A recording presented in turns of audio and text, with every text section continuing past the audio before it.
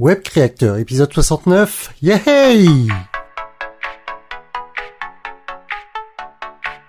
Bienvenue sur Web Créateur, le podcast des entrepreneurs qui préfèrent créer un business profitable sur Internet, au service de leur vie, plutôt que d'être enfermés dans une boîte. Et maintenant, votre présentateur, Vanak Tok. Hey, salut à toi, salut Web Créateur, j'espère que tu vas bien. Aujourd'hui, je te fais un épisode en solo, pas du tout préparé. Je te fais un épisode sur mon actualité, sur mon ressenti du moment. Ça va être un épisode tout simple, tout en simplicité, mais c'est pas parce que ça va être fait entre guillemets à l'arrache que s'il n'y a pas une réflexion derrière et qu'il n'y a pas, c'est un petit peu voilà, je me livre à toi, je te fais part de ma réflexion, de mes réflexions du moment. Et si tu écoutes cet épisode en ce moment, tu vas peut-être mieux comprendre le contexte. Si tu l'écoutes dans quelques temps, on est le 25 mars, date de l'enregistrement.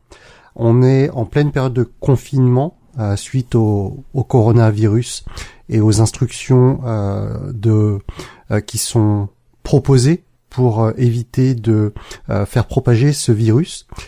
Et en fait, ce moment, cette période où on est invité à tous rester chez soi, c'est en train de se transformer en un moment d'introspection pour moi.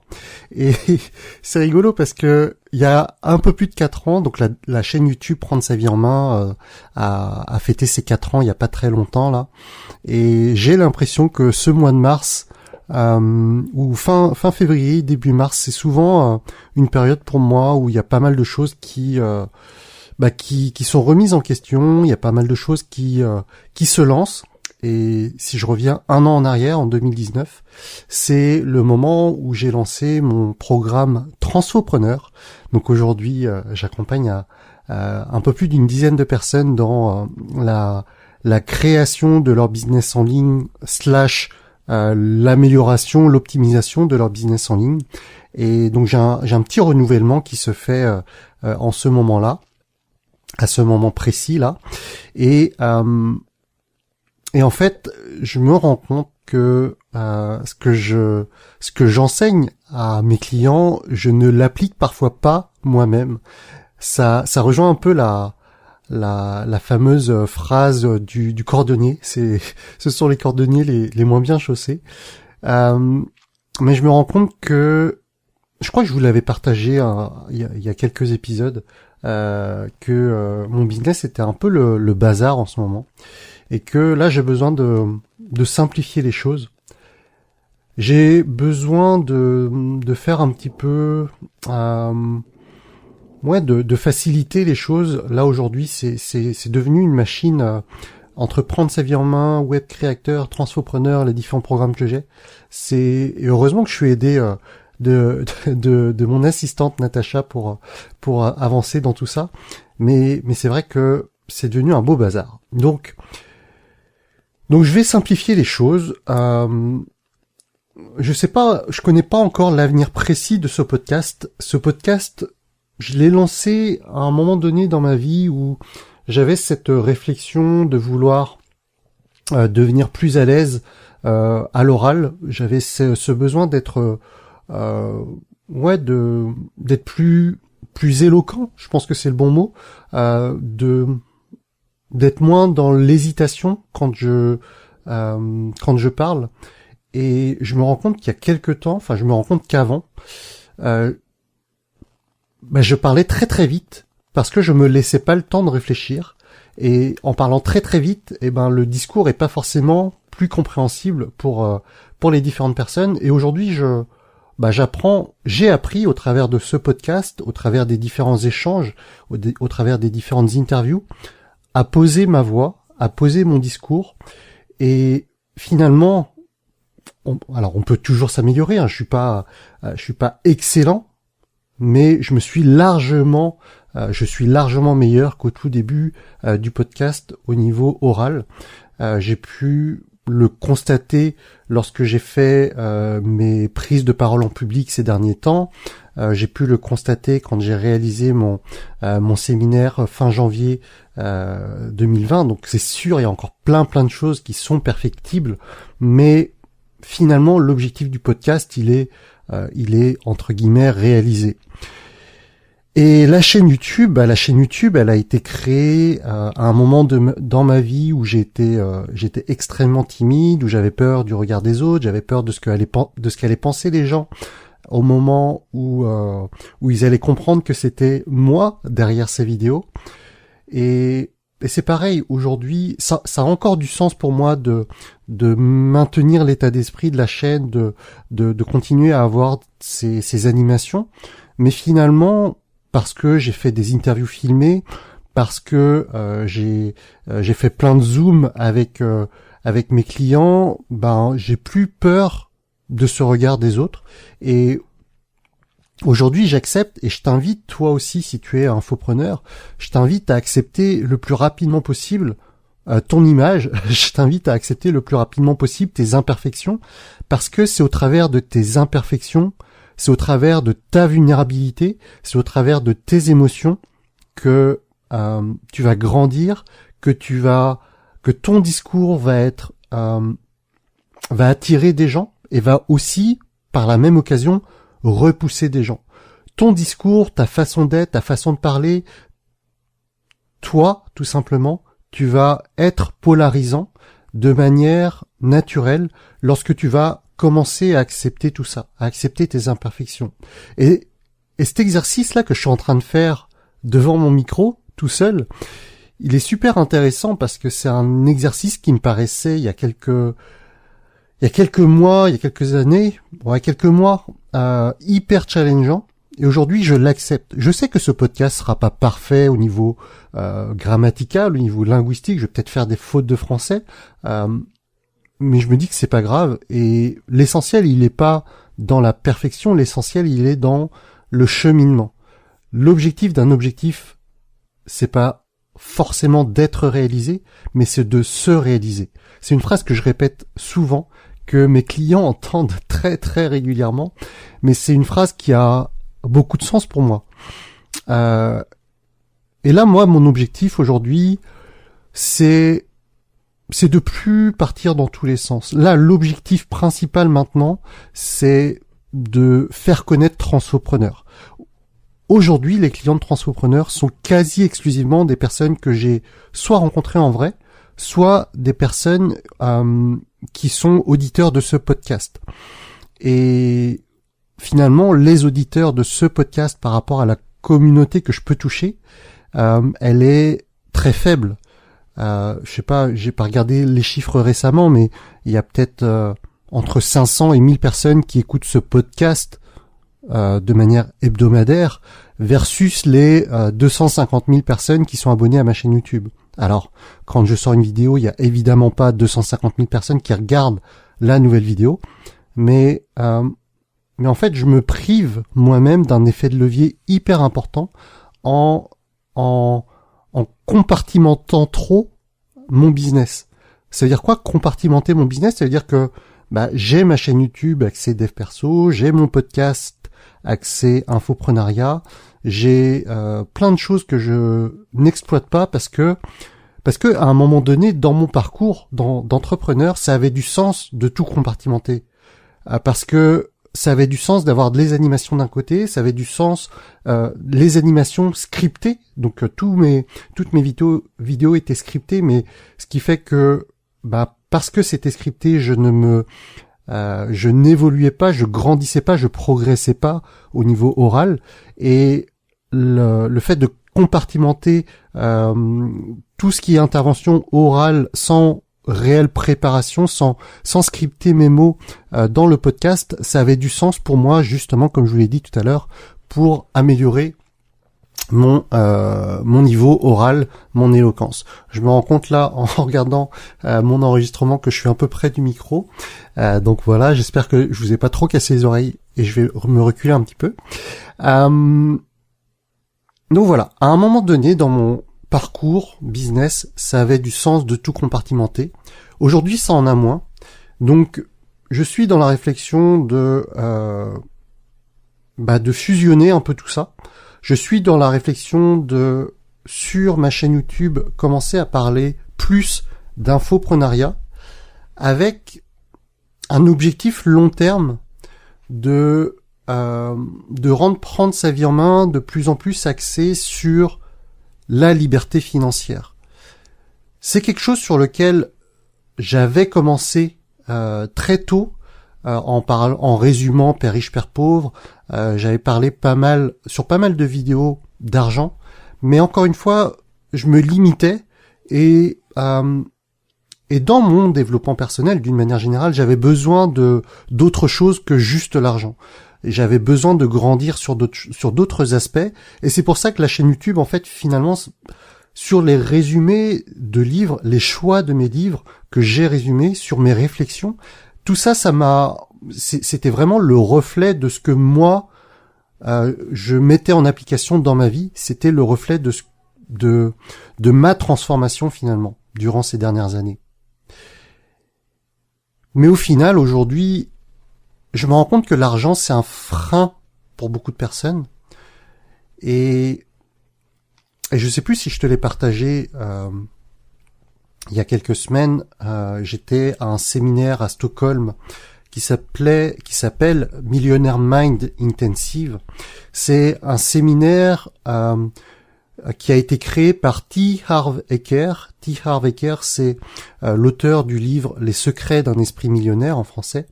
C'est un livre que j'ai lu 3-4 fois, et durant mes 2-3 premières lectures, les premières lectures, j'ai vraiment lu l'essentiel du livre. Quand je dis l'essentiel, c'est j'ai compris les mécanismes qu'il voulait partager, mais il y a plein de phases, il y a plein d'endroits dans le livre que mon cerveau a complètement occulté. Et ces moments-là, c'est quand l'auteur parlait de séminaires, de ses propres séminaires. Et ce que je n'avais pas compris, c'est que les séminaires dont parle T. Harv Eker dans son livre sont des séminaires qui existent encore à l'heure actuelle. Ce sont des séminaires qu'il n'anime plus lui-même, mais il a une équipe de formateurs, de coachs qui animent ses propres séminaires, son propre contenu. Et il y en a plusieurs dans le monde. Il y en a aux États-Unis, évidemment, au Canada. Il y en a en Asie. Je sais plus les villes précisément, mais il me semble que en Malaisie, en Chine, peut-être Taïwan, il y a différents séminaires dans l'année qui sont organisés là-bas. Et puis il y en a en Europe. Donc je suis allé à Stockholm en février. Il y en a eu un à Barcelone début mars. Alors il y en a d'autres durant l'année. Quelques-uns qui sont malheureusement supprimés par rapport à la situation actuelle par rapport au coronavirus. Et je me suis rendu compte qu'en Europe, il y avait une douzaine de dates, mais qu'il n'y en avait aucune en France. C'est pour ça que j'avais choisi Stockholm. En termes de dates, c'était ce qui me convenait le mieux, juste après mon séminaire Prendre sa vie en main live. Et en fait, ce séminaire a été... donc Millionaire Mind Intensive à Stockholm c'était fin février, 21 ou 23 février. Ça a été un vrai révélateur pour moi. Et en fait, c'était vraiment la combinaison de comment est-ce que tu fais pour travailler ton mindset pour gagner de l'argent, pour atteindre ta liberté financière. Et ce séminaire a agi sur plusieurs aspects pour moi. Et je me suis rendu compte que je m'étais un petit peu perdu dans mon business, que il y a des notions que je connaissais, mais que je n'appliquais pas. Une des notions phares, c'est la notion d'être un chef d'orchestre et non un homme orchestre. En fait, sur l'année 2019, on va dire, j'étais un véritable homme orchestre. J'avais quelques freelances déjà, mais je faisais pour la plupart des choses, je les faisais moi-même. J'avais un business qui était peu automatisé. J'avais un business sur lequel je déléguais trop peu de choses. Et en fait, je me suis pris pas mon propre piège, mais c'est comme si je m'étais créé mon propre job finalement. C'est comme si j'étais au four et au moulin, c'est comme si j'étais à la fois le créateur du contenu gratuit, le fournisseur de mon contenu payant, le commercial de mon entreprise, et l'arrivée de mon assistante en septembre a été une bouffée d'oxygène pour moi. Je suis en train de déléguer de plus en plus, je suis en train d'automatiser une partie de mon business, et je suis en train d'automatiser aussi je suis en train d'éliminer aussi une partie des choses qui sont moins pertinentes pour moi aujourd'hui. Et je répète souvent que l'élimination est la première phase de la productivité. Finalement, la sélectivité est presque plus importante que la productivité. Parce que si tu es productif sur des choses qui sont inutiles, ben il y a peut-être des questions à se poser. Est-ce que toi là, quand tu m'entends dire ça, tu te dis que dans ton business, il y a peut-être des choses que tu fais parce que tu as pris l'habitude de les faire, mais que finalement, il n'y a pas beaucoup de sens par rapport à ça. Peut-être qu'il y a des choses que tu peux automatiser avec des applications, avec des logiciels. Peut-être qu'il y a des choses que tu peux déléguer à une assistante que tu n'as pas encore, ou à une assistante que tu as déjà, mais que qui aimerait bien faire certaines choses, mais que tu ne t'autorises pas à déléguer jusqu'à présent. Peut-être que tu peux trouver un freelance sur Upwork, sur Fiverr, sur 5 € qui pourrait faire certaines de ces choses-là. C'est quoi les choses dans ton business aujourd'hui qui te prend du temps, les choses qui te prennent du temps, les choses que tu pourrais délaisser et qui feraient que tu pourrais consacrer plus de temps sur les choses qui en valent vraiment la peine. Ça, c'est une vraie réflexion que je t'invite à avoir dans ton business, que je suis moi-même en train d'avoir pour tout ça. Et voilà. J'ai pas encore les réponses à tout. C'est les axes de réflexion que j'ai en ce moment. Peut-être que dans 3 mois, il y aura peut-être plus ce podcast, je sais pas. Peut-être que ce podcast sera complètement intégré à prendre sa vie en main. J'ai pour habitude de prendre les décisions plutôt rapidement. Mais là, il y a de vrais enjeux stratégiques. Et les choix que je vais faire aujourd'hui vont avoir plusieurs impacts derrière. Donc il s'agit d'avoir à la fois cette flexibilité, cette réflexion, mais pas non plus que ça me bouffe trop de temps et trop d'attention sur le long terme. Donc voilà, je me laisse encore quelques temps pour poser un peu les choses. Je sais que là le focus principal pour moi à 80% de mes journées, c'est c'est pas web créateur, c'est transfopreneur, c'est les clients que j'ai déjà et l'optimisation de l'acquisition de mes nouveaux clients, de mes futurs clients. C'est pour ça que cette semaine, la vidéo YouTube de cette semaine va parler d'infoprenariat. L'appel à l'action, l'intention de cette vidéo, donc l'appel à l'action derrière, c'est de parler de mon groupe Facebook, le coin des infopreneurs. Le step d'après, ça va être de fournir de plus en plus de contenu sur ce groupe-là. Aujourd'hui, c'est un groupe qui est un peu laissé à l'abandon, que j'ai ouvert il y a quelques temps, qui compte à l'heure actuelle 360 membres. Et en fait, ce groupe-là, je l'anime pas du tout comme il faudrait. Il est aujourd'hui infesté entre guillemets par des personnes qui font leur propre pub, qui recommandent d'autres produits, et en fait il est pas du tout optimisé, et j'aurais intérêt à prendre en main ce groupe Facebook qui pourrait être une espèce de salle d'attente pour mon programme Transfopreneur. C'est quelque chose qu'il est intéressant de faire, et j'ai plein de stratégies derrière que je suis en train de mûrir, que je vais mettre en place par rapport à tout ça. Et si tu as envie de voir ces stratégies, que tu n'es pas encore dans ce groupe-là, le coin des infopreneurs, je t'invite à le rejoindre. Et puis merci à toi pour ta merci à toi pour ta fidélité. Merci à toi pour me suivre.